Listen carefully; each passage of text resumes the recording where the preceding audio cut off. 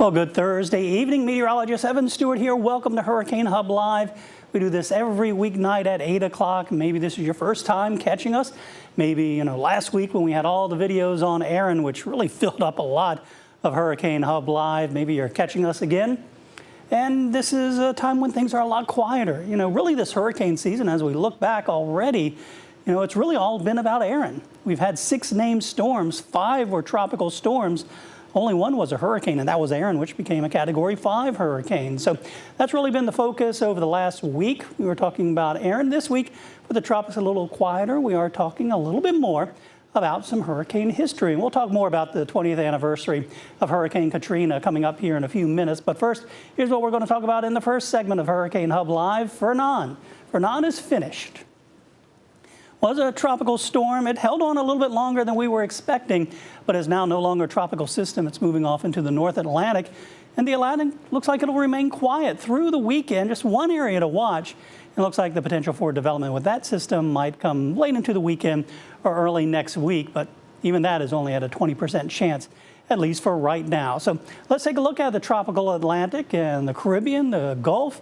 And again, there's not a lot out there. Now, we do have a front that's sort of stalled off the coastline, and sometimes, occasionally, we could see what we call a homegrown storm, where something tries to spin up across a stalled front. Right now, no area that we're really watching, and these cluster of thunderstorms are really not expected to amount to much. And where's Fernand? Way out here, moving off into the North Atlantic. Again, not much of a system. It was downgraded to a remnant low or a non-tropical, post-tropical storm earlier today, and it's now moving off into the North Atlantic. So Fernand is no more. But I mentioned there is another area that we're watching, and as we wind things out, it's not there yet. Notice we don't have an X a lot of times when there is a tropical low or a wave or something, there will be an X on there, and that's because what we're watching is still over land. We're watching these waves come off the coast of Africa. And this is typical as we get here into the heart of hurricane season. We have the Cabo Verde Islands here. It used to be called the Cape Verde Islands. The names have been changed to the Cabo Verde Islands. But we talked about the Cape Verde season. And that's when we see these tropical waves coming off the coast of Africa, get out here and work their way all the way across the Atlantic. And that's a typical path here later into the season. And there are a couple of waves out there. This one not expected to be much, but there are a couple more lined up. And we're expecting one to come off the coast of Africa on Sunday. And that's when we could see some potential development here in the long-term forecast. So next 2 days, 0% chance of development. It's still over land. We're not going to see anything spin up, of course. Once we get past those 2 days, this is more like day 5, 6, and 7 that we'll see a little bit of a better chance for some development down here in this part of the eastern Atlantic, the tropical Atlantic. So only 20% chance, at least right now. The tropical wave is still over the coast of Africa, or still over land, hasn't come off the coast of Africa. So we have some time to watch it. And again, this is far, far away from the United States. Now, as we take a look at the Climate Prediction Center's forecast, this is September 3rd through 9th. So this gets beyond our Labor Day. And they do have those low odds here because they're watching those same sort of waves over Africa, over the deserts, working their way off the coast and moving off here into the tropical Atlantic. The water's still very warm. Yeah, it was churned up a bit here by Aaron when it was a major hurricane, and it churned up the water. We saw some upwelling and some cooling of the sea surface temperatures, but still a lot of warm water down here in the intertropical convergence zone, the main development region here. This is September 3rd through the 9th. Let's go another week, and now we're talking about the 10th through the 16th. Now we're looking at moderate chances of development. So there are some signs in some of the longer range forecast models that by the middle of September, we'll start to see things become a little bit more active in the Atlantic. Quiet out there right now, Fernand no more.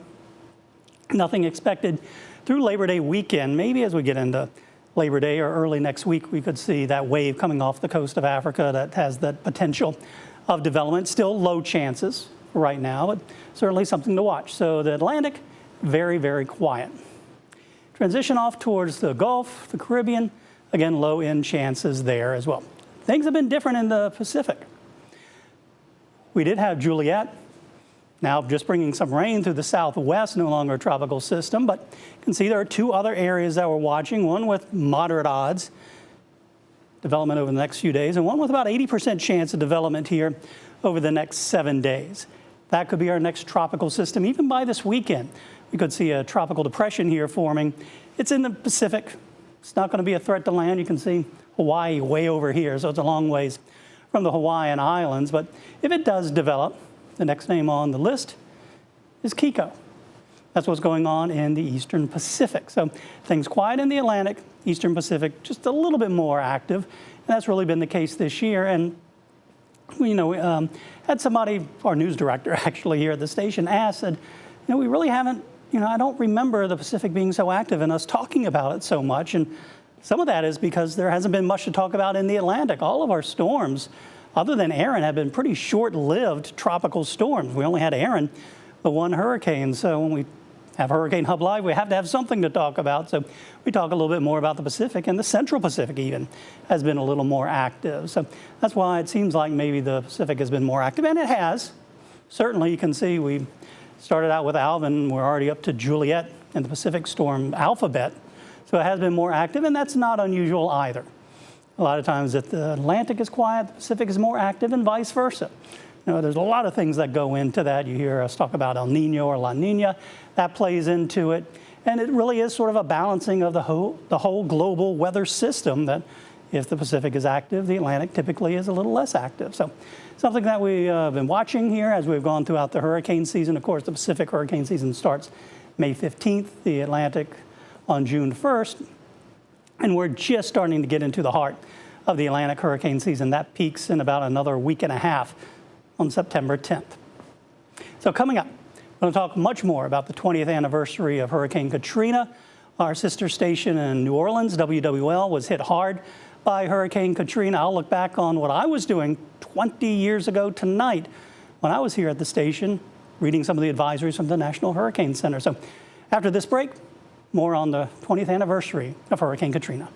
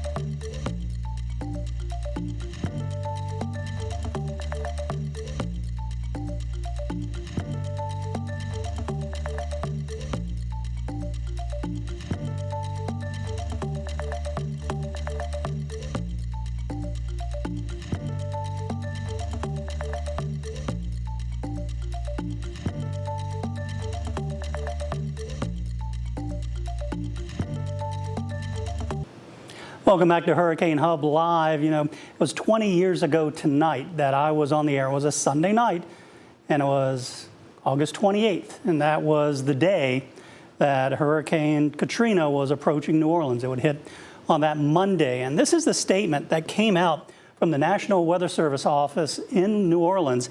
Came out at 10:11 a.m. or 11:11 our local time, and it talks about what was expected here with Katrina. A devastating damage expected. Hurricane Katrina, a most powerful hurricane with unprecedented strength, rivaling the intensity of Hurricane Camille in 1969. And I remember as I came into work and I was reading that and going on the air that night, talking about just how devastating of a storm Katrina was going to be. Next line, most of the area will be uninhabitable for weeks, perhaps longer. At least half of well-constructed homes will have roof and wall damage. A majority of the industrial buildings will become non-functional. High-rise offices and apartment buildings will sway dangerously. All windows will be blown out. Airborne debris will be widespread. Power outages will last for weeks as most power poles will be down and transformers destroyed. Notice there's not a lot of talk there about the flooding that we saw. And I remember that Monday after the hurricane made landfall and seeing the reports. And most of the reporters, even at our sister station, WWL, they were located in the French Quarter. The French Quarter and the Garden District, they weren't flooded. They didn't, because they're a little bit above sea level. It was the low-lying areas, the 9th Ward, those areas that you hear about, that saw a lot of that flooding.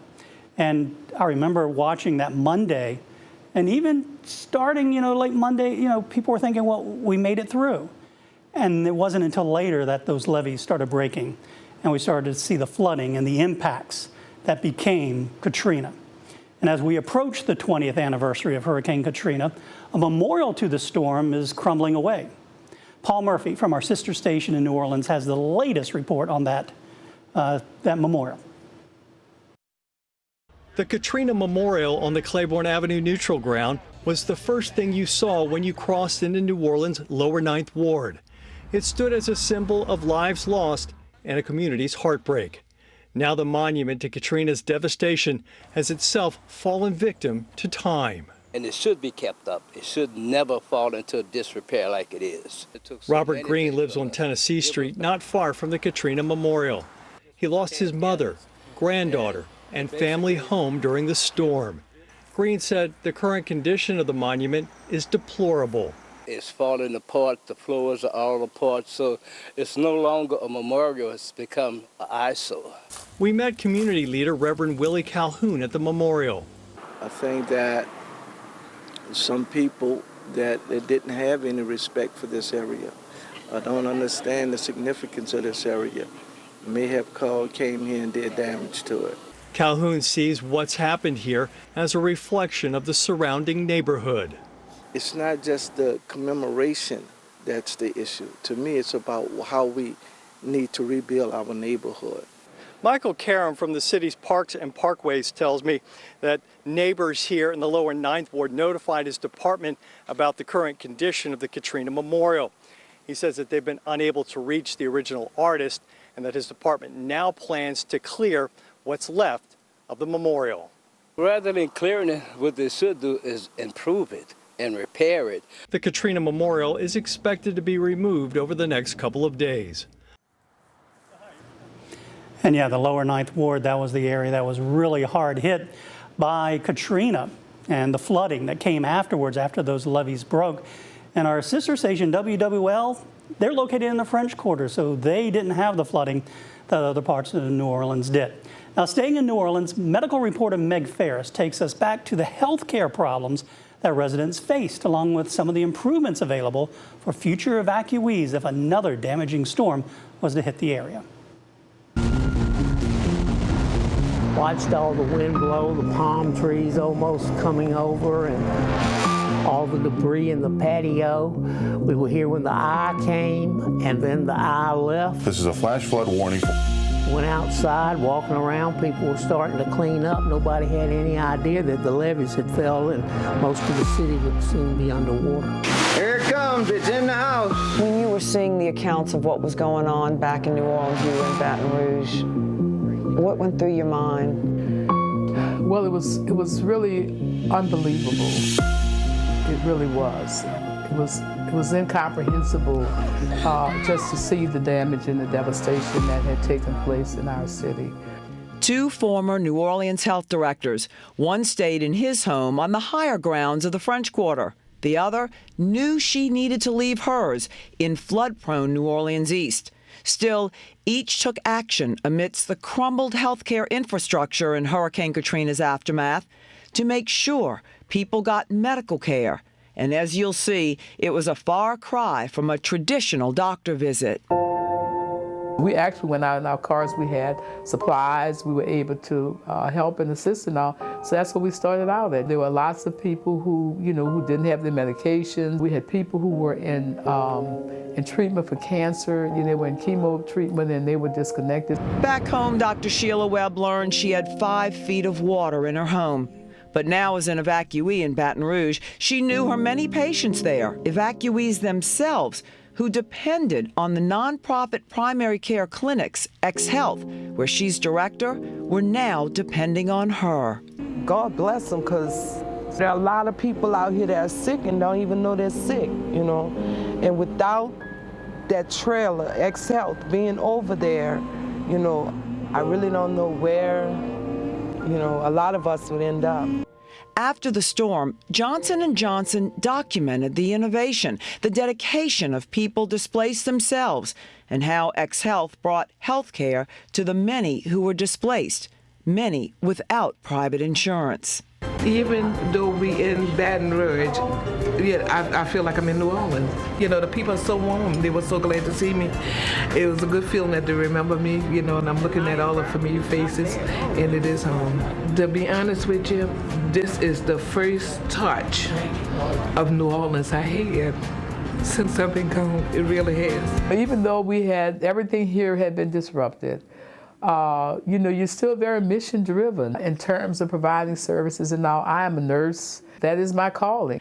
Dr. Webb and her dedicated team went to shelters, FEMA trailer camps, churches, got a mobile unit, and later opened a clinic for the displaced. What would have happened to these people if it hadn't been for what you did? Care would have been delayed or possibly denied. Maybe conditions would have worsened. Meanwhile, back in New Orleans, Dr. Bropson Lutz moved into action as well. We would raid a drugstore every now and then with the cops letting us in, and that's the way we got supplies. Then we found out that FEMA actually had a first aid station in the quarter. It was in the bowels of the Royal Orleans Hotel. You had to go through 2 security checkpoints to get there. I don't think they ever treated anybody. There were some doctors from out of town that FEMA had hired, and they just were sitting there with nothing to do because nobody even knew they were there. So Dr. Lutz hung out a different type of shingle for his medical practice right on Dumaine, a makeshift sign that read, French Quarter Health Department in exile. We had people that would run out of medicines. A lot of VA psychiatric patients would run out of medicines. We had a lot of lacerations come by and a lot of skin and soft tissue infections, a lot of staph infections. For some reason, everybody wanted a tetanus shot. So we must have given 200 or 300 tetanus shots out on Dumaine Street. You could have left, you could have stayed comfortable, but you chose to help just treat strangers. Why? If I had left, I wouldn't know what was going on down here. And I had this fear of not knowing what was going on in the quarter. While the need to triage those with injuries and infections is long over, one serious health care need still lingers to this day: mental health conditions and not enough professionals to treat everyone. And so you have this storm that essentially disrupts life as we knew it. And many people, had to leave. Those support systems, one of the major things that makes a difference in your life when you're in a crisis is the level of support that you get. Closing the 3rd floor of Charity Hospital, I don't think this city has recovered yet from the 3rd floor being closed. They didn't keep them 3 days and discharge them like it's done now. They would keep them sometimes for weeks until they were stabilized on their medication and really had an aftercare plan. Since Katrina, there have been significant advancements in electronic medical records. This will help if you need treatment in a new location for future evacuations. More primary care clinics have opened around the city, and there is telemedicine for remote treatment. But with the wait times to get in an appointment, the patient portals that have replaced an old-fashioned phone call from your doctor, there is still nothing Nothing that compares to the one-on-one treatment by physicians and nurses who care. She saw the need that I had. She saw the pain that I was in. She done everything she could. She came here to my trailer when I got home out the hospital. First doctor visit I think I ever had, you know, a home visit for a doctor to come knock on my door and see about me. But I don't know, without Dr. Sheila Webb, I don't think I'd be standing here telling y'all this story today. Meg Farris, WWL, Louisiana. Yeah, the spirit of New Orleans. Hurricane Hub Live trivia when we come back.